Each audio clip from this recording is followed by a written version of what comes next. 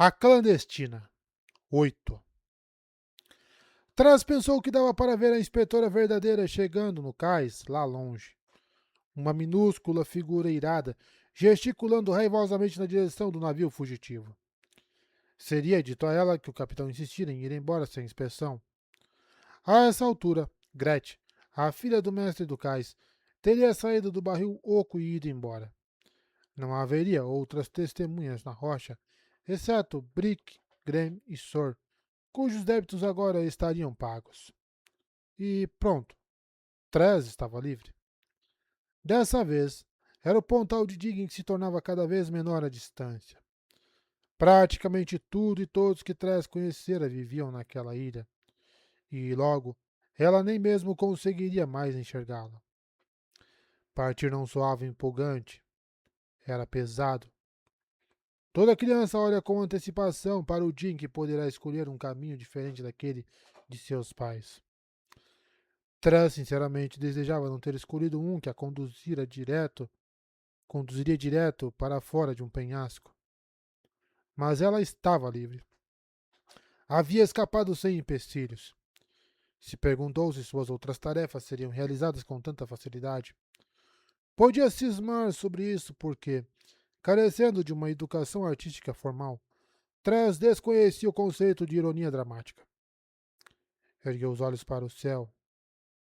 Era tão azul ali, longe da fumaça negra da mina. Isso parecia de algum modo imoral, como se ela estivesse vendo o céu sem suas roupas. O ar tinha um aroma que não era mais de sal, mas puro e limpo. E perigoso. Sem sal, os esporos estavam livres. Felizmente, a balaustrada do convés estava revestida de prata. E certamente as pessoas não viajariam pelo mar Esmeralda se não fosse razoavelmente seguro. As velas do navio se inflavam e tremiam enquanto o barco virava. Marinheiros gritavam uns para os outros enquanto trabalhavam. Haviam sido forçados a levá-la. As autorizações de compra do rei obrigavam capitães a levar funcionários do governo que precisassem de passagem para fora da rocha. Então, a tripulação deixou o trás sozinha enquanto ela ficava na parte de trás do navio, no tombadilho, perto do timão, onde o capitão conversava com o timoneiro. Trez usava um uniforme de inspetor, com um casaco vermelho vivo e dourado que chegava até abaixo dos seus joelhos. Eles o roubaram na noite anterior. Era o casaco reserva do armário da inspetora. A mãe de Trez o ajustara perfeitamente para parecer que havia sido feito para Trez. E, naturalmente, um erro no registro do cais no quarto da inspetora indicava a hora errada em que o sonho de Watt deixaria a rocha. Por isso ela havia chegado atrasada.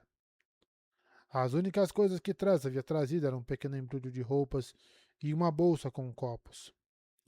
Seu favorito entre eles era o quarto copo que Charlie havia enviado, aquele com a borboleta. Algo no seu desenho simples a encantara. Ela estava feliz com a maneira como os marinheiros a ignoravam, porque era difícil esconder seu olhar espantado para o oceano de esporos verdes. Trez não estava a par da ciência que permitia que o navio flutuasse, mas era, na verdade, bastante interessante. Buracos bem no fundo do chão do oceano soltavam rajadas de ar. Com essa agitação, os esporos se comportavam como um líquido. Esse fenômeno é possível em qualquer mundo, incluindo o seu. Ele é chamado de fluidização. Bombeie ar sob uma caixa de areia e verá algo similar ao que Trez estava assistindo. Bolhas escapavam dos esporos ao redor, fazendo com que o oceano se agitasse e ondulasse.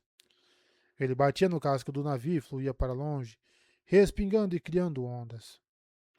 Não era exatamente como água, era espesso demais, e as pontas das ondas se desfaziam em lufadas de esporos verdes. De fato, o mar era errado da maneira como só uma coisa quase certa poderia ser.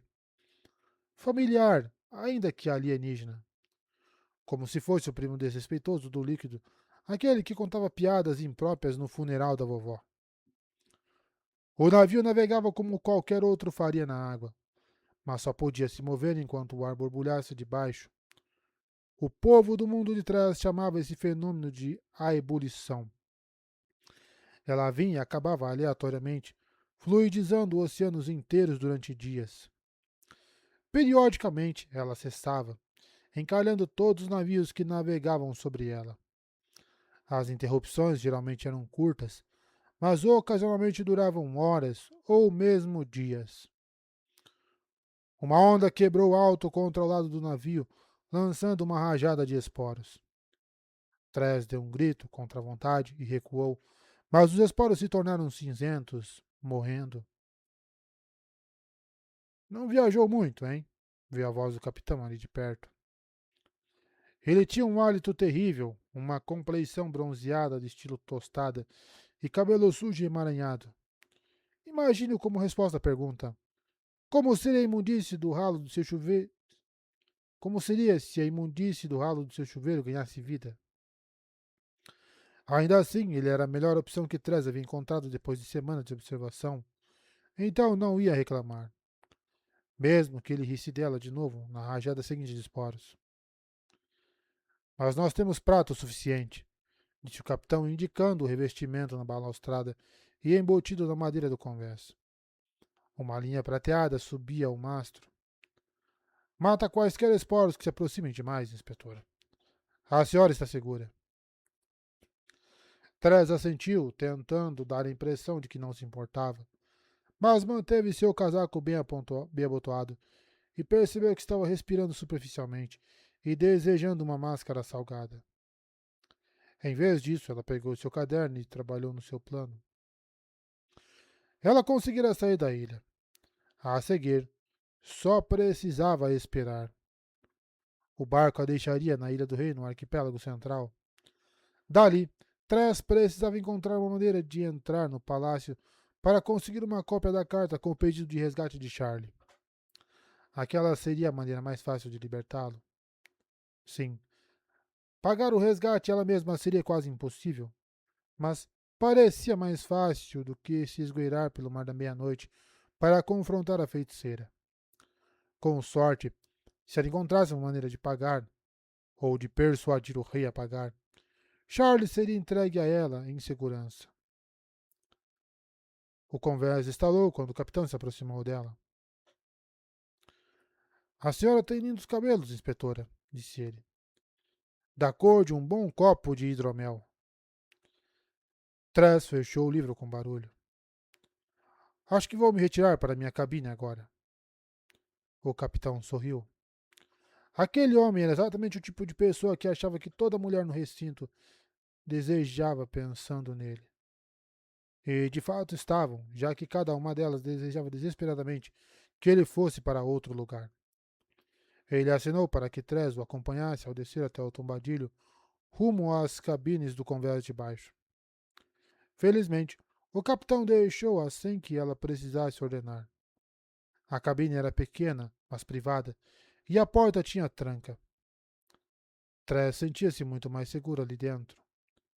Ela verteu um pouco de água de seu copo de borboleta e se acomodou no leito para pensar.